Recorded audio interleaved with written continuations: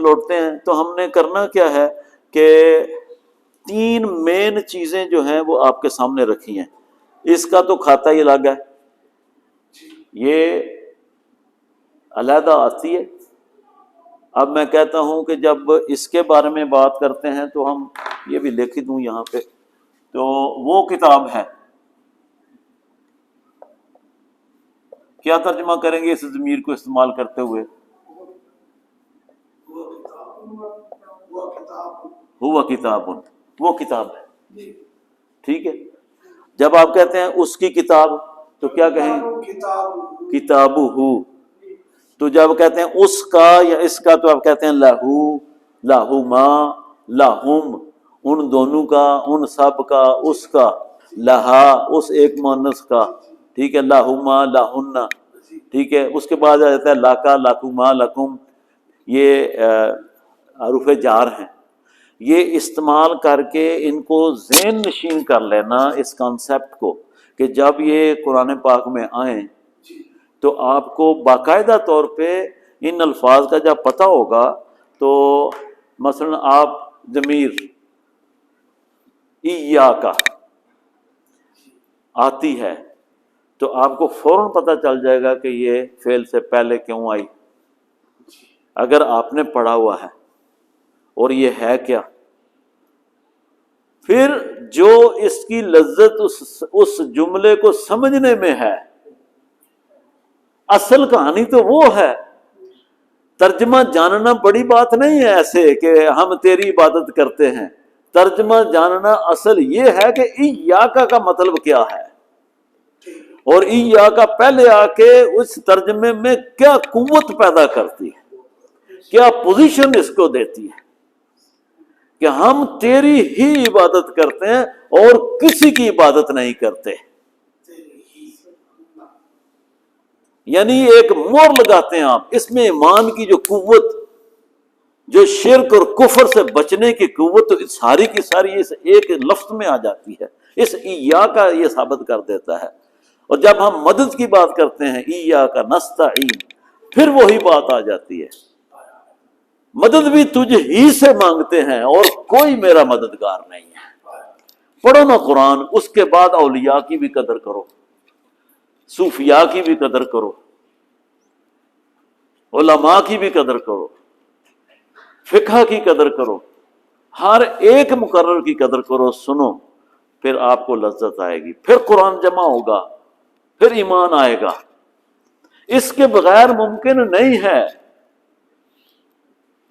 میں ساری زندگی سے آپ پڑھ رہے ہیں، سورہ فاتحہ کا ترجمہ بھی آتا ہے.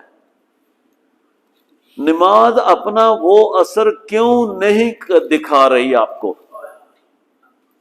کیا یہ بات کو ہم شک سے دیکھیں؟ نعوذ باللہ، ان الصلاۃ تنہی عن الفحشاء والمنکر. نہ، یہ بات نہیں ہے. جو روح نماز کی ہے، جو اس میں وہ کلمات جو پڑھے جاتے ہیں اور قرآن کے جو الفاظ اس میں جوڑے جاتے ہیں سورت کی شکل میں، آیات کی شکل میں، اصل تو وہ ایکسرسائز ہے ایمانی قوت کو، اپنی اصلاح کو تازہ کرنے کے لیے، اس لائن پہ لانے کے لیے. دیکھیں، بندہ بھول جاتا ہے.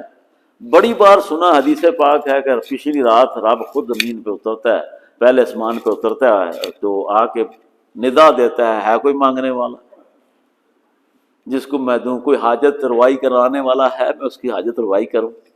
انسان پھر بھول جاتا ہے، اس دنیا میں مصروف رہ کے اتنا مجبور اور پریشان ہو جاتا ہے کہ تہجد تو دور کی بات ہے، اس کو یہ بھی یاد نہیں رہتا کہ میں اپنی حاجت روائی کے لیے اللہ کے پاس کس وقت کھڑا ہوں.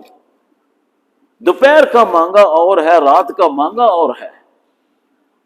تو جب آپ ان ساری چیزوں کو اس رویے میں لاتے ہیں، اقم الصلاۃ لدلوک الشمس الی غسق اللیل وقرآن الفجر ان قرآن الفجر کان مشہودا. اس کے آگے دیکھیں،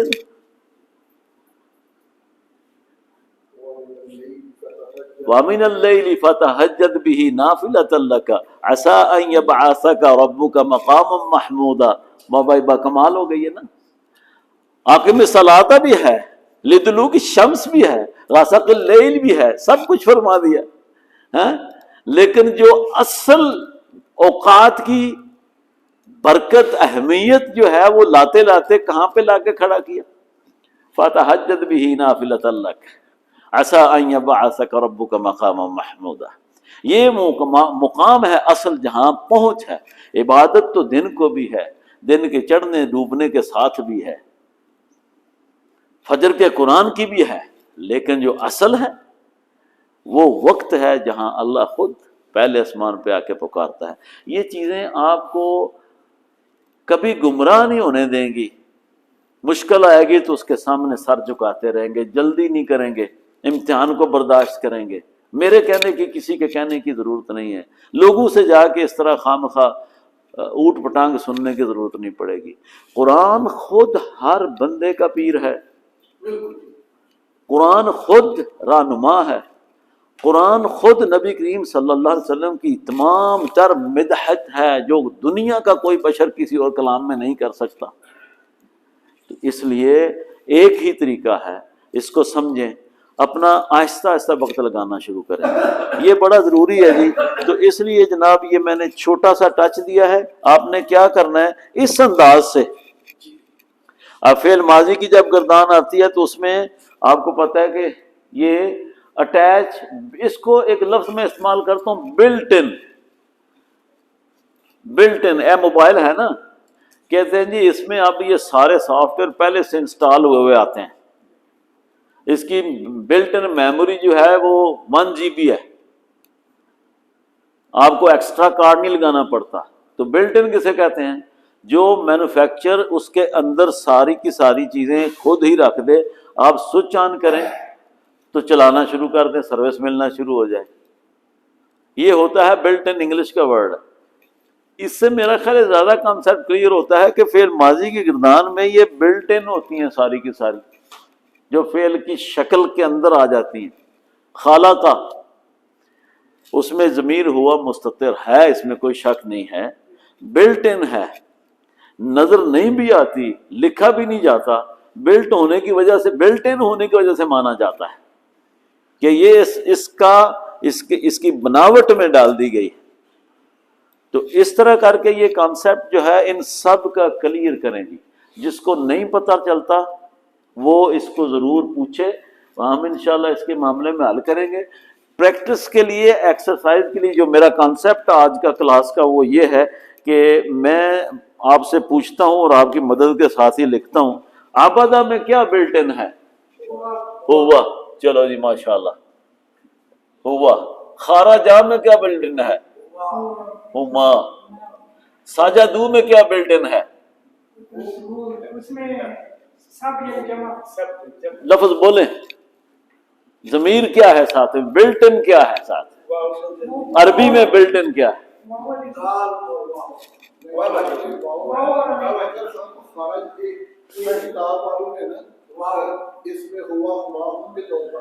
ہاں، میں ضمیر کی بات کر رہا ہوں۔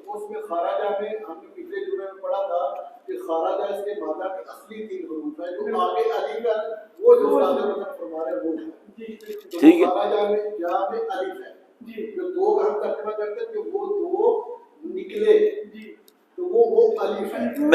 میں نا چلیں آپ کو دیکھیں جی، دیکھیں تھوڑا سا آسان کر لوں اس کو۔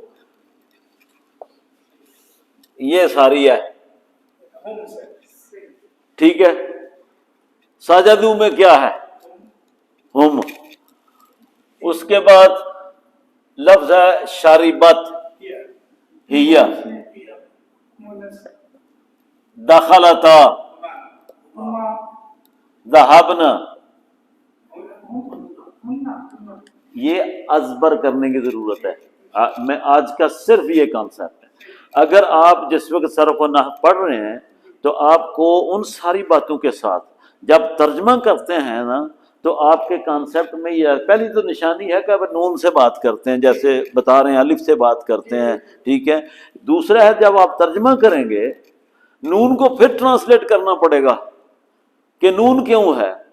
نون کو جب ٹرانسلیٹ کریں گے تو آپ اس پہ آئیں گے کہ نون سے مراد ان، وہ سب مؤنث عورتوں کے حوالے سے ترجمہ کرنا ہے۔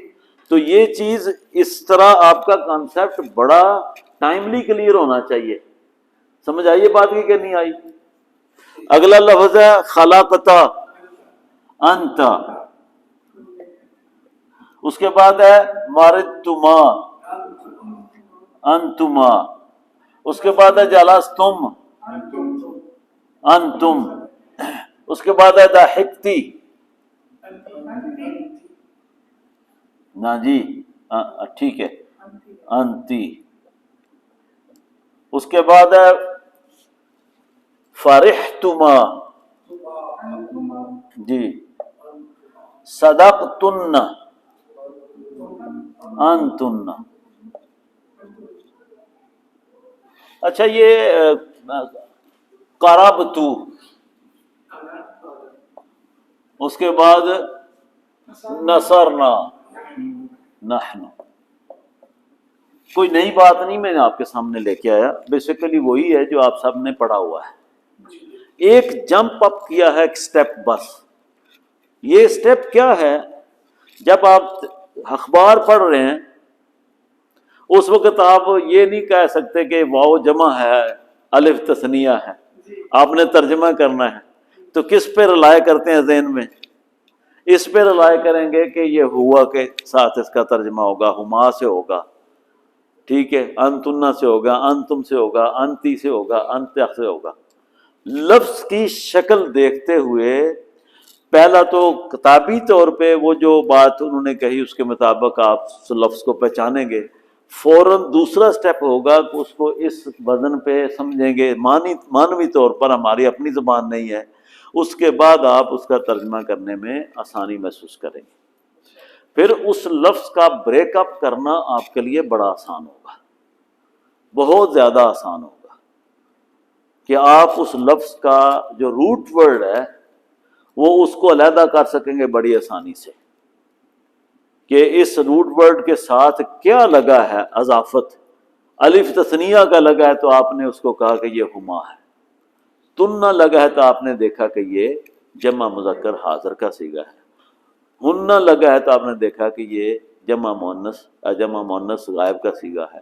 اس طریقے سے نا میں کیا چاہتا ہوں کہ آپ اس کا کانسیپٹ کلیئر کر لیں، بالکل ازبر ہونا چاہیے، تاکہ ہم اگلے فیز میں جب جاتے ہیں یہ گردانے بھی ساتھ یاد کریں گے، اقسام کا استعمال اور ترجمہ بھی ساتھ ہوتا جائے گا. میں نہیں سمجھتا کہ اس کے بعد پھر سے ریویژن کی جائے، آپ پھر آگے پڑھانا شروع کریں. میرا اب یہ ارادہ ہے کہ اتنی دیر پڑھنے کے بعد اب اس طرح کرنے کا مطلب یہ ہے کہ جس کو جہاں پہ جو چیز سمجھ نہیں آتی وہ ابھی سے پوچھے، پھر پڑھانا شروع کر دے. کیا پڑھائیں گے آپ؟ میکسیمم گردانے شروع کریں گے، ضمائر شروع کریں گے. تو اس میں آپ کو 6 مہینے لگ جائیں گے نئے بندے کو چلاتے چلاتے، کیونکہ لوگوں کے پاس ٹائم نہیں ہے، ہفتے میں 1 لیکچر ہے، 2 ہے، یا جیسے بھی ہے. تو اس سے آپ کی یہ پختگی ہوتی جائے گی، آگے آپ پڑھ رہے ہوں گے، اس سے کراس کر چکے ہوں گے تو آپ کی کلاس آگے آ جائے گی، آپ اگلا شروع کر دیں. وقت دینا بڑا ضروری ہے جی، بہت ضروری ہے. اس کے بغیر کام نہیں ہوگا، چاہے کچھ بھی ہو جائے. کوئی نہ کوئی تھوڑا وقت نکال لیں، اللہ تعالیٰ سے دعا مانگیں. اگر دیکھیں وقت نہیں ملتا، کوئی مشکل ہوتی ہے، تو آپ دعا کریں یا اللہ مجھے دین کے لیے وقت عطا فرما. اللہ سے سب کچھ مانگے جو چاہیے وہ دے گا. اگر میں اس کو فل ٹائم دوں تو پھر تو